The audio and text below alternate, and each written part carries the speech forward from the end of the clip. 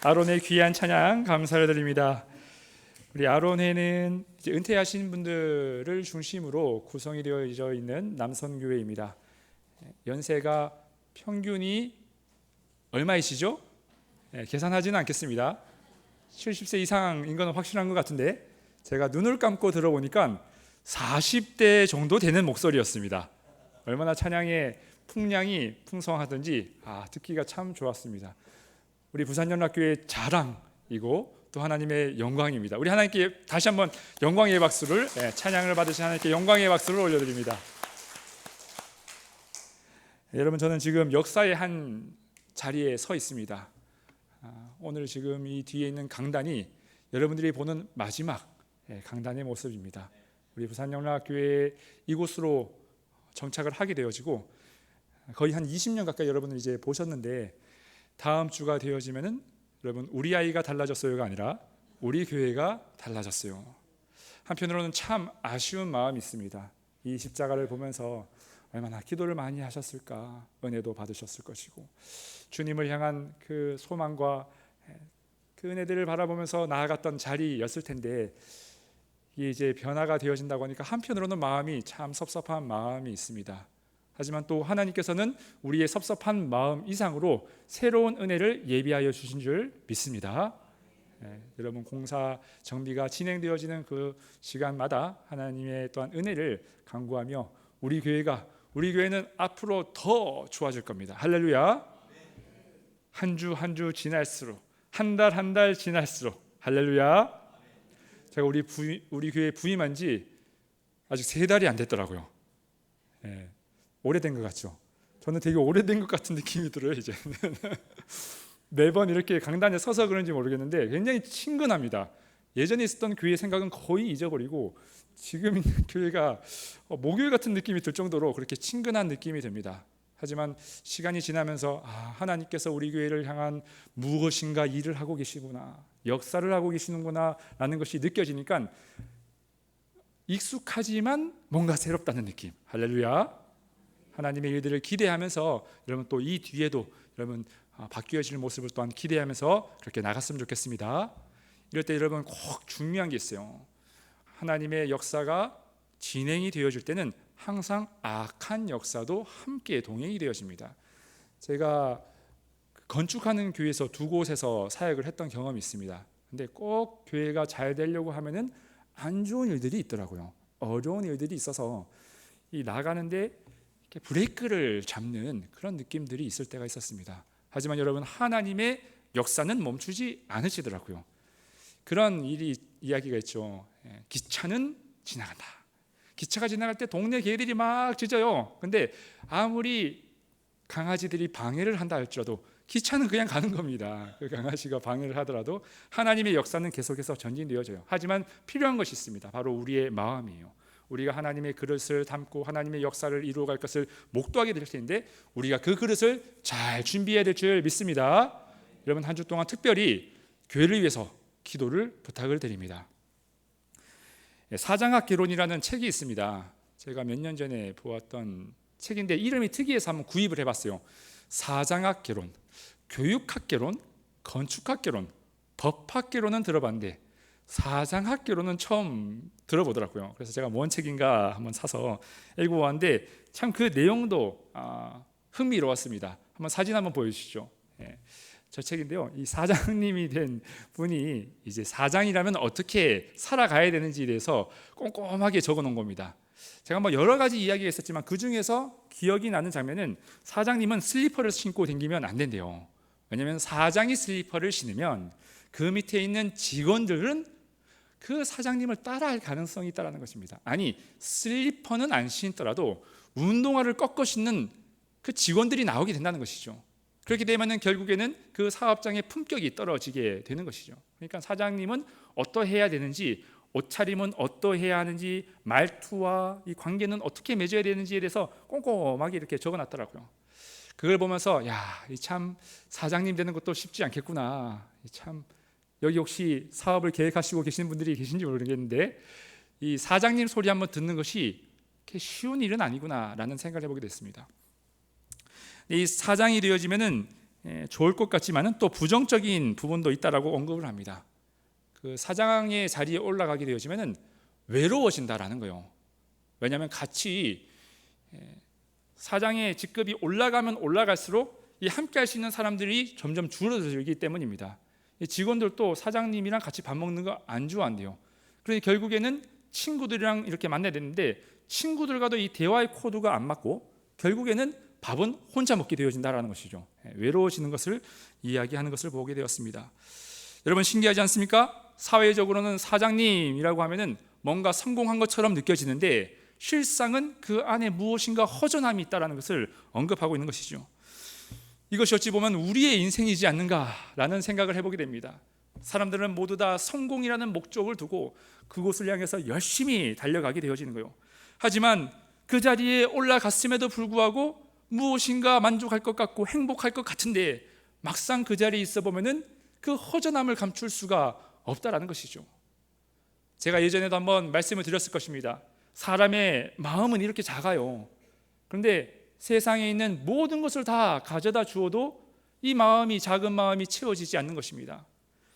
휴대폰을 바꾸면은 한 달은 즐겁습니다. 자동차를 바꾸면은 6달은 행복해요. 집을 이사 가면은 1년은 편합니다. 결혼을 하면 어떨까요? 별로 생각이 안 나시는 것 같은데 결혼을 하면 행복할까요? 그렇지 않을까요? 여기 자라난 새싹들이 몇 명 있는 것 같아서 제가 함부로 이야기를 못하겠지만 결혼하면 행복합니다. 결과적으로 행복하지만 첫 번째 행복이랑 지금 행복이랑 좀 다른 것 같아요. 사람의 마음은 채워지지 않는다라는 것이죠. 왜 그런 것일까요? 그 이유는 우리의 존재가 그냥 존재가 아니기 때문입니다. 우리는 특별한 존재로 지음받은 사람이기 때문입니다.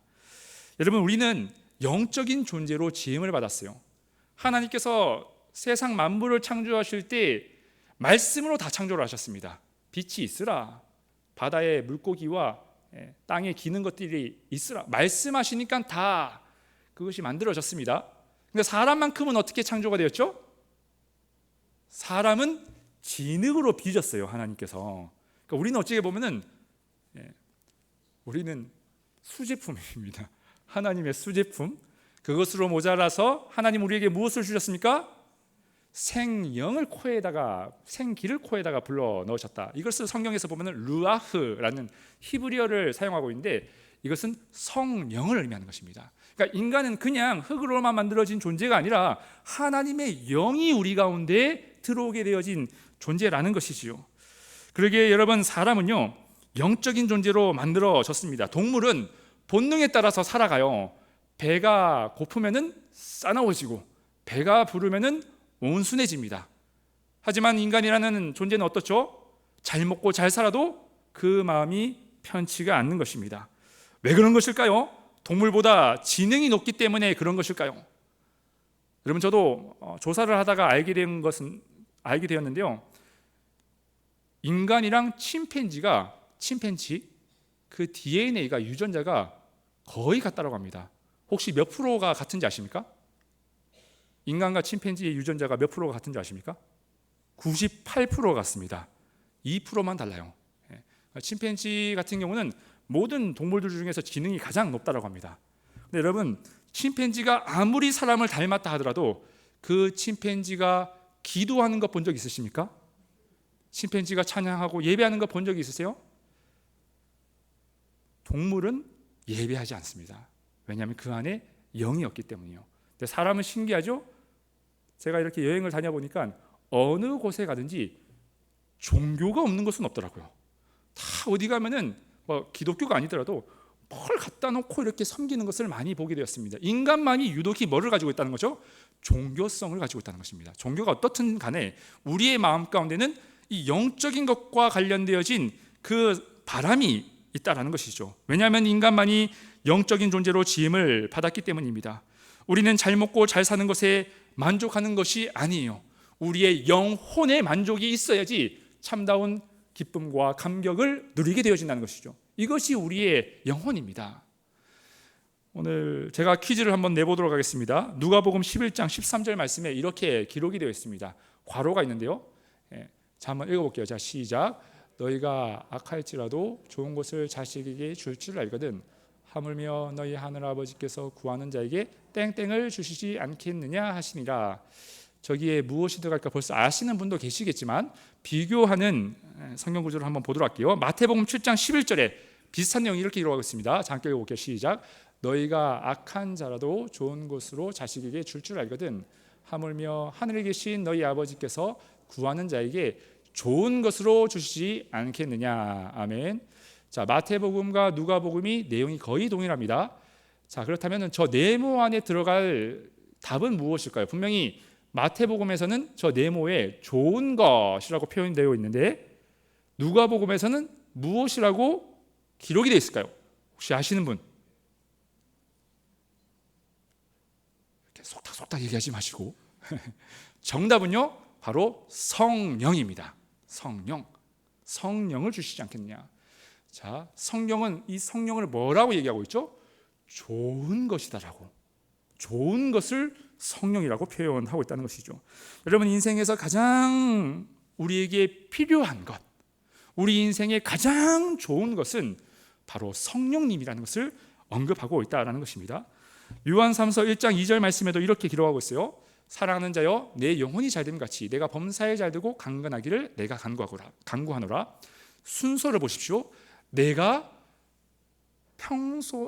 너의 범사가 평소에 형통하기를 원한다라고 하지 않았어요. 처음에 순서가 어떻게 나와 있죠?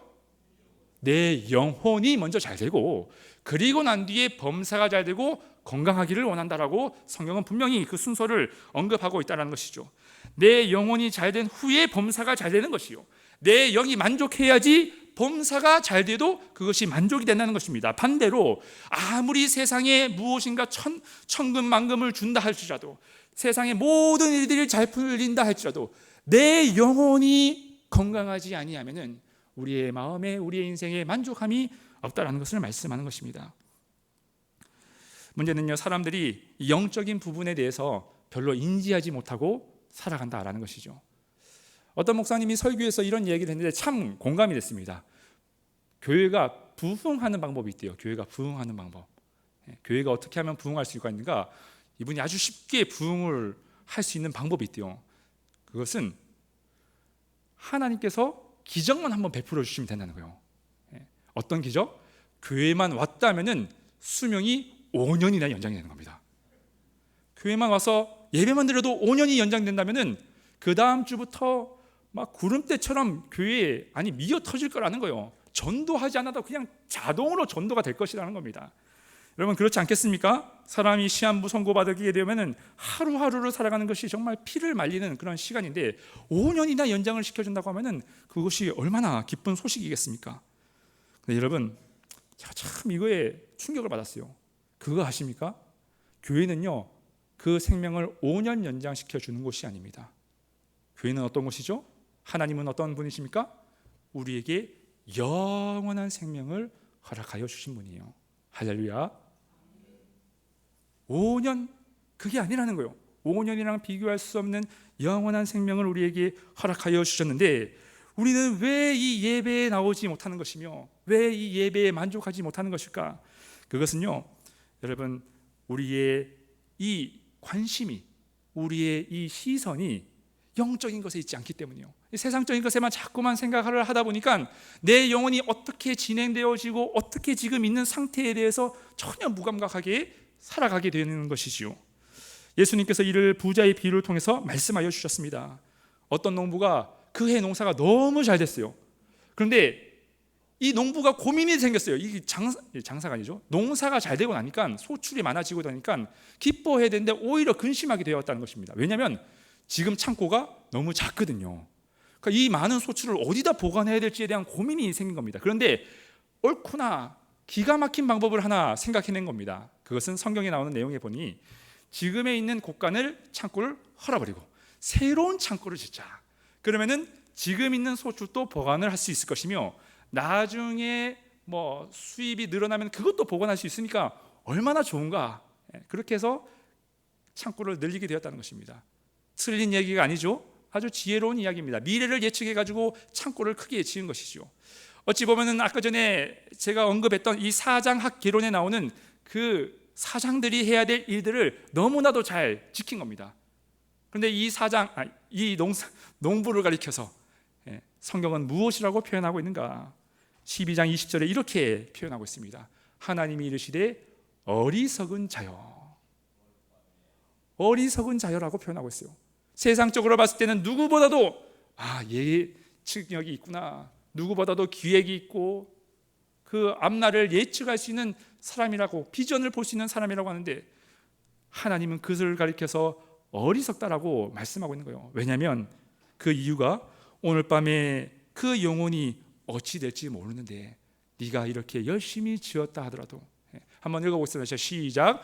하나님은 이르시되 어리석은 자여, 오늘 밤에 내 영혼을 도로 찾으니 그러면 내 준비한 것이 누구의 것이 되겠느냐 하셨으니. 아멘. 부자는 사업에 열심히 투자했습니다. 소출도 많이 남기고 곡식도 봉헌할 창도도 지었어요. 이 세상에 누구보다도 지혜롭게 세상을 잘 살아갔습니다. 그런데 문제는 정작 자신의 영혼을 돌보지 않고 있었다라고 말씀하고 있는 것입니다. 지금 현재는 이 세상에서 잘 사는 것처럼 보이지만 그 영혼이 떠나가게 되어지면 그 모든 것이 헛수고다라는 것을 말씀하고 있는 것이죠. 여러분, 우리도 이것이 우리의 이야기가 되지 않았으면 좋겠습니다. 이 세상을 살아가는 것에 대해서는 모든 관심이 다가 있어요. 에너지도 쓰고 열심히 노력도 하고 온갖 우리가 수고를 다합니다. 하지만 내 영혼에 대해서 방치하고 모른 척하고 그냥 넘어간다는 것, 여러분, 이것만큼 하나님 앞에 어리석은 사람이 없다라는 것이죠. 여러분, 사람은요, 왜 우리가 영혼에 대해서 관심이 없는가? 사람은 육신이 배고프면요, 배고픈 것을 압니다. 추운 것도 바로 알아차립니다. 왜 그럴까요? 건강하기 때문이요. 사람이 건강하면 건강할수록 아픈 것을 빨리 알아차립니다. 그런데 병들게 되어지면 어떻게 되죠? 이게 배고파도 배고픈지 잘 몰라요. 음식이 잘 안 들어갑니다. 그리고 아픈지도 잘 모르게 되는 것이죠. 여러분, 우리가 왜 기도하지 않는데도 불구하고 편안한 삶을 살아가는 것일까? 우리가 말씀을 읽지 않는데도 불구하고 내 마음에 전혀 부담이 없는 이유가 무엇일까요? 그것은 바로 우리의 영혼의 지금 생명이, 여러분, 병들어 있지 않는가 하는 것을 우리가 살펴보아야 한다라는 것입니다. 우리의 영혼이 건강하면 건강할수록 아는 거예요. 기도하지 않으면 내 영혼이 부르짖고 있다는 것을 알아차린다는 겁니다. 내가 말씀을 보지 않으면 내 가슴이, 내 영의 양식이 없기 때문에 내가 삶에 만족이 없다는 것이 느껴진다는 거예요. 그런데 여러분, 우리가 기도하지 않고 우리가 말씀을 읽지 않고 우리가 예배 생활에 하지 않는데도 불구하고 아무렇지도 않은 이유는 우리의 영이, 여러분, 지금 어디로 향하고 있는지를 점검해야 한다라는 것이죠. 여러분, 우리가 영적으로 생명을 얻게 되어지면 이 세상의 그 어떤 것보다도 가장 가치 있고 보람된 삶을 살아가게 되어질 줄 믿습니다. 우리의 마음에, 우리의 생각 가운데 그 세상이 주지 못했던 그 기쁨과 감격이 넘쳐나게 될 줄 믿습니다. 우리 주변에는 지금 건축을 하는 데는 없어요. 근데 제가 이전에 있었던 거주하던 그 지역에서는 한창 건물들이 재개발되고 있었던 상황입니다. 그래서 이 공사를 많이 진행했어요, 주변에. 근데 요즘에 건축 기술이 참 좋습니다. 정말 진짜 하루가 다르게 쑥쑥 올라가요. 처음에 기초 공사할 때만 시간이 좀 걸려서 그렇지, 기초만 딱 만들어지자마자 정말 하루가 다르게 이 건물이 올라가는 것을 보게 되었습니다. 제가 그 건물을 매일 가면서 봤거든요. 제 마음에 기대가 생기는 거예요. 내일은 얼만큼 올라갔을까? 그 다음 날은 얼만큼 올라갔을까? 참 잘 만든다. 기대가 되더라고요. 근데 여러분, 우리가 차를 타고 가다가 그런 건물을 볼 때가 있습니다. 부도가 난 건물을 짓다가 뭔가 부도를 맞아가지고 그 건물이 멈추어져 있는 그런 건물들을 보게 될 때가 있습니다. 그런데 그 건축물들을 보게 되어지면 어떤 마음이 드는가? 참 얼마나 오래 방치가 되어 있었는지 참 흉물스럽습니다. 차라리 안 지었으면 좋겠다라는 생각이 들 정도로 참 그 뼈대만 남아있는 참 비참한 모습을 보게 되어집니다. 그런데 제가 그런 생각을 해보게 된 거예요. 나는 건물에 비하면 어떤 건물일까? 지금 건축되어져 가고 있는 저 건물이 나의 모습일까? 아니면 길가에 버려져 있는 방치되어진 건축물이 나의 모습일까? 그러면서 저의 모습을 되돌아보게 되었습니다. 여러분, 우리가 이 세상을 어떻게 살아가느냐도 중요합니다. 하지만 우리의 영혼이 생명 있게 살아가는 것, 그것만큼 중요한 것이 없을 줄 믿습니다. 여러분들의 삶 가운데 여러분들의 하는 모든 일들이 만사 형통하기를 주님의 이름으로 축복합니다. 하지만 여러분들의 영혼도 부자 되실 수 있는 은혜가 있기를 주님의 이름으로 축원합니다. 기도하겠습니다. 하나님 감사합니다. 우리가